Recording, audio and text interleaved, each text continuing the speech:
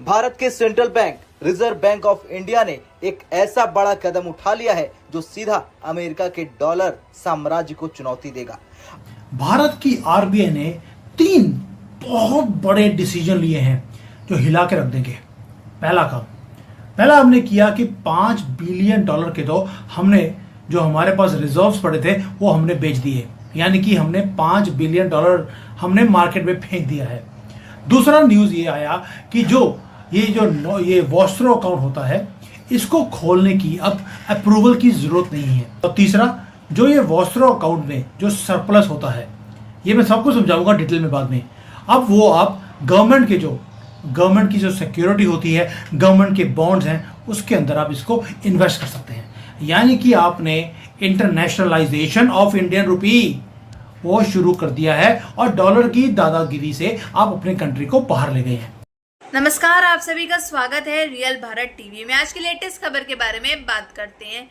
जैसा कि आप जानते हो कि पुतिन ने भी ब्रिक्स की नई करेंसी लॉन्च कर दी और भारत और अमेरिका के संबंध देखते हुए आरबीआई ने बहुत बड़े कदम वो उठाए हैं।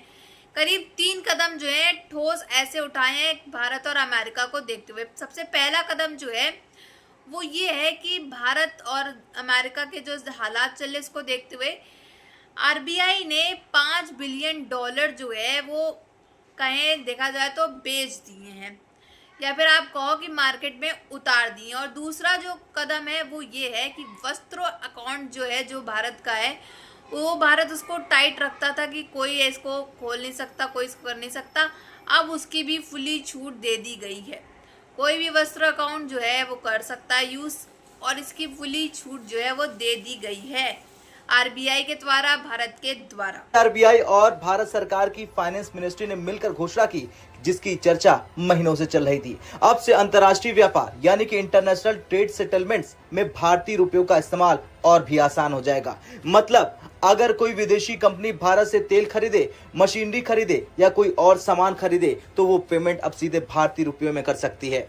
याद कीजिए, साल 2022 भारत ने उस वक्त नियम बनाए थे, इंटरनेशनल ट्रेड सेटलमेंट्स में यूएस डॉलर, यूरो और जापानी येन की जगह भारतीय रुपयों को इस्तेमाल किया जा सकता है। कहा जा रहा है कि दुनिया की तकरीबन 60% जो फॉरेन एक्सचेंज रिजर्व है वो यूएस डॉलर में पड़ा हुआ है, और ऑफ पावर करने के लिए खित्ते में। लेकिन साथ ही साथ इंडिया और चाइना मिलकर डी-डॉलराइजेशन पे भी काम कर रहे हैं। How do you find this? अभी मैं देख रहा था कि इंडिया का आई थिंक रिजर्व बैंक है, वो कह रहे थे कि इंडिया तकरीबन दुनिया के 18 मुल्कों के साथ अपनी करेंसी में ट्रेड कर सकेगा। That is one point. The second point doctor साहब इज कि ठीक है वो तो कर सकेगा, लेकिन भारत में रुपए में ट्रेड सेटलमेंट के लिए अकाउंट खोलना होता है, जिसे स्पेशल रुपी वोस्त्रो अकाउंट यानी SRVA कहते हैं। तो उसे पहले आरबीआई से अप्रूवल लेना पड़ता था। ये प्रोसेस लंबा, पेपर वर्क भरा और कई हफ्तों महीनों का था। कई बार डील्स इतनी देर में कैंसिल हो जाती थी और विदेशी बैंक फिर डॉलर में ही पेमेंट करने लगते थे। लेकिन अब आरबीआई ने नया सर्कुलर जारी कर दिया है और पहले अप्रूवल की बाध्यता खत्म कर दी है। अब ऑथराइज्ड डीलर्स बैंक खुद SRVA खोल सकते हैं। छोटी न्यूज नहीं है, क्योंकि रिजर्व बैंक ने अब एक चीज डिलीवर करना शुरू कर दिया, और ये पावरफुल फाइनेंशियल ब्लोज हैं एक एक कर जो मैं पिछले 15-20 साल से मैं जियो पॉलिटिक्स को फॉलो कर रहा हूं, लेकिन जो आपने किया है ये गेम चेंजिंग है। आपने अपने रुपये को अब तक जो कंट्रोल कर रखा था उसको आपने बाहर निकालना शुरू कर दिया।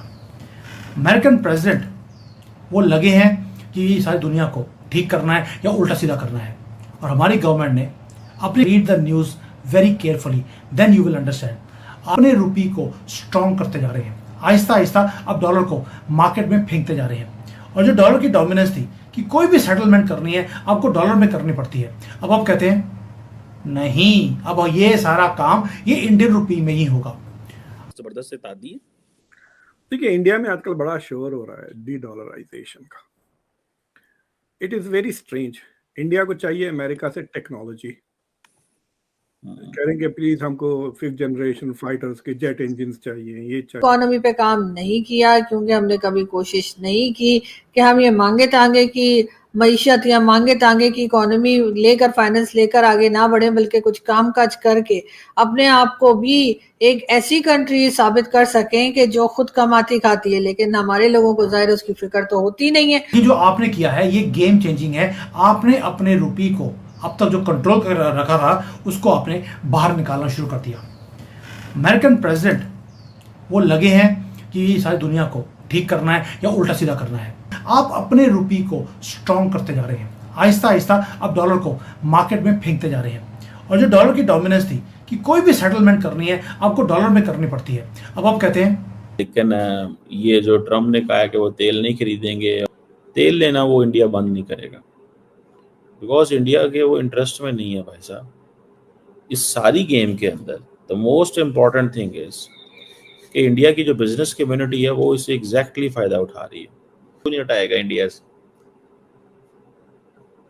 सो ट्रम्प जो है ना बेसिकली लोगों की जिंदगियां, लोगों को लीडर बनाने आया है। Never under estimate this factor, never under estimate this factor कि ट्रम्प नरेंद्र मोदी को वजीर आजम बनाएगा दोबारा। एक एक कर जो मनी है वो अमेरिका से अब बाहर जा रहा है। पहली बात है कि जो दुनिया भर में इन्होंने डॉलर स्प्रेड किया हुआ था वो वापस आ रहा है अमेरिका में हम पे। क्यों? इसी के लिए आपके ऊपर टैरिफ का जो तलवार है वो लटकाई गई है। अमेरिका की इकोनॉमी ऑलरेडी स्ट्रगल कर रही है और आपके ऊपर जो मैसिव प्रेशर था वो कम होना शुरू हो गया है। ये हमारे लिए गोल्डन अपॉर्चुनिटी है। मैं बार बार बोल रहा हूँ, you should say thank you mister Trump. आपने जो ये काम किया है, आपने हमारे लिए रास्ते खोल दिए। अब हम थ्राइव करेंगे जो मर्जी हो जाए और रुपये अब स्ट्रॉन्गर होगा और जो हमारा इंटरनेशनल ट्रेड का रिलेशन है वो एक्सपेंड होगा। तो मैं वो चीज़ों को डिकोड कर पाता हूँ जो इंडियन मीडिया ना करने देगा, ना ही करेगा। उन्होंने बोलना शुरू कर दिया और सुमित तो पागल है।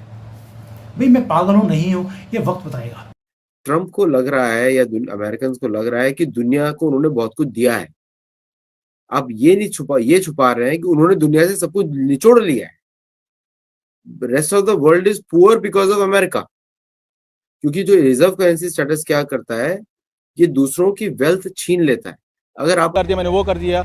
अब रिसेंटली देखे कि जब इंडिया ने रूस से तेल खरीदा 25% पहले था उनको टैक्स, वो बढ़ा के 50% कर दिया, इसीलिए कि वो उसके नीचे आ जाए। लेकिन हम इसमें मोदी को अप्रिशिएट करते हैं। उसने ट्रम्प की बिल्कुल नहीं मानी, उसने अपनी आवाम के लिए सोचा है, उसने आवाम के भले के लिए सोचा है।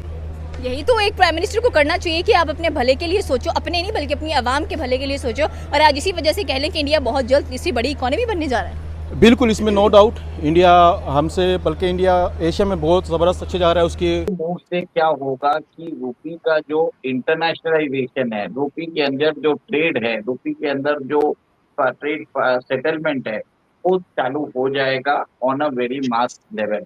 आज भारत की इकोनॉमी है 4.2 ट्रिलियन डॉलर्स की, और आज हम विश्व के अंदर 2% ऑफ ग्लोबल ट्रेड जो है, भारत उसके अंदर अपना एक तरह से 2% ऑफ ग्लोबल ट्रेड में उसका शेयर है। अगर आगे, जैसा कि मैंने आप सभी को बताया कि आरबीआई ने जो है 3 बड़े ऐसे कदम लिए हैं अमेरिका और भारत के संबंध को देखते हुए। सबसे पहला कदम जो आपने वीडियो में भी देखा होगा कि सबसे पहला कदम ये उठाया गया, फर्स्ट स्टेप ये है कि जो $5 बिलियन जो हैं वो मार्केट में उतार दिए, या फिर आप आम सी भाषा में बात करें तो उसको बेच दिया है। दूसरा बड़ा कदम जो है ये उठाया गया कि वस्त्रों अकाउंट जो है वो भारत पहले टाइट रखता था, कोई भी जल्दी उसको यूज़ नहीं कर सकता था, कोई भी ले नहीं सकता था। अब भारत ने फुल्ली छूट दे दी है, आओ वेलकम है आपका वस्त्र अकाउंट, जिसको यूज़ करना है वो करे आकर के। और अभी इन द प्रेजेंट अगर मैं गलत नहीं हूँ तो 30 इंडिया के जो ऐसे देश हैं वो वस्त्र अकाउंट जो है वो यूज़ भी कर रहे हैं।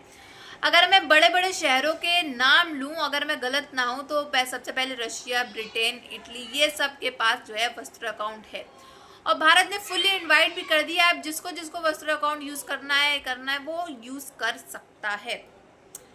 अब जो है अमेरिका, रही बात अमेरिका की, अमेरिका इस समय काफ़ी ज़्यादा सदमे में होगा कि आरबीआई ने इतने 3 बड़े ठोस कदम जो है वो उठा लिए हैं।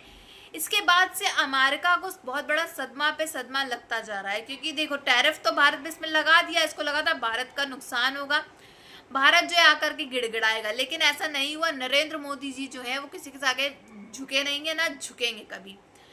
और वहीं पाकिस्तान के साथ ये प्लानिंग प्लॉटिंग जो करता रहा था, वो अभी भी अमेरिका के साथ जो है सिर्फ पाकिस्तान ही खड़ा है। क्योंकि यहाँ तक बात की जाए, अब चाइना भी जो है वो भारत के साथ खड़ा हो गया। जैसे आपने पिछली वीडियो देखी होगी मेरी, मैंने बताया है कि भारत ने जो है कार्गो डीजल जो है वो पूरा का पूरा चाइना को सप्लाई कर दिया है, और बड़ी कम मात्रा में नहीं, बहुत ज़्यादा मात्रा में, बहुत ज़्यादा मात्रा में जो है चाइना को दे दिया, और चाइना और भारत एक हो गए हैं फिर से। लेकिन इसमें आपकी क्या राय है कमेंट बॉक्स में ज़रूर बताइएगा। अगर आपको हमारी वीडियो अच्छी लगी हो तो like, share and comment and subscribe.